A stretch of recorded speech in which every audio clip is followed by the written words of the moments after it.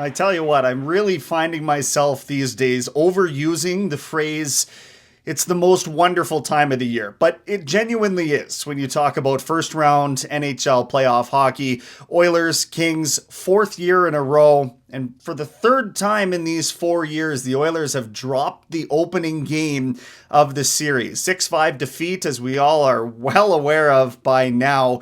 So let's set our sights on game two here with a pregame meal. The first 40 minutes of game one were a travesty for the Edmonton Oilers, who managed to figure it out in period three, we know, thanks to a late goal in the second period, jump-starting things. Then the rush came, and it finally looked like Edmonton had figured out LA's passive neutral zone, something that we've seen year after year after year, and it just doesn't get any prettier to watch, as we know. But it's effective, and we saw it in effect over the first 40 minutes of that game until Connor McDavid decided to take it essentially upon himself, and a 4-point night was nearly enough to will them over the hump in game one. It wasn't quite, though, as a late goal fluttered past Stuart Skinner, who I do expect to get the start in game number two. I know Chris Knobloch said yesterday that it was undetermined.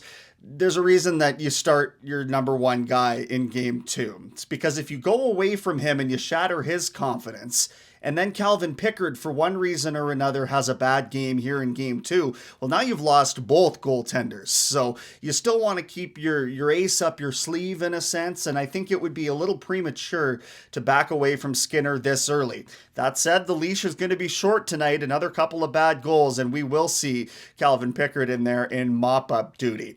Now, hopefully, the defense can be of more assistance than we saw Evan Bouchard in that last game, with some egregious turnovers that, of course, hung Skinner out to dry as well. You got to mop those up in your own right before you look at your goaltender cleaning up anything. That can't happen, especially not from a defender that you're relying upon to play like 28 minutes a game, as Bouchard did in that last game.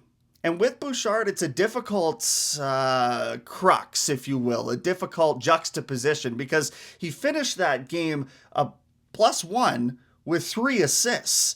If you look at the box score, you'd think Bouchard had a good night, but if you watch the game, you know that it indicates otherwise. So I'm looking for him to step up, and we know those like McDavid and Draisaitl, and hopefully Hyman and Nugent-Hopkins will step up around him as well, and that should enable something maybe more effective over a whole 60 minutes tonight against the Los Angeles Kings. Finally, the special teams battle going to be something I'm keying in on tonight. The Oilers' power play going 0 for 2 in that first game. You want to make LA think about taking some penalties, okay? Not in the sense that you want them to go take penalties, but you can goat them into something because they're a team that wants to get under your skin a bit. They play that way.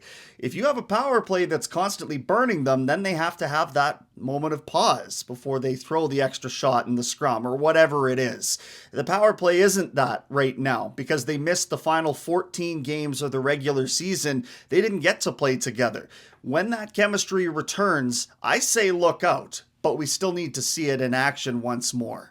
So there you have a few morsels that I'm looking at ahead of game two tonight. I hope you appreciate the return of pregame meal. We'll be cranking these out ahead of every playoff game. And in the meantime, enjoy. We've got Oilers Now coming up at 4 o'clock tonight. The face-off show at 6. It's an 8 o'clock puck drop on 880 CHED.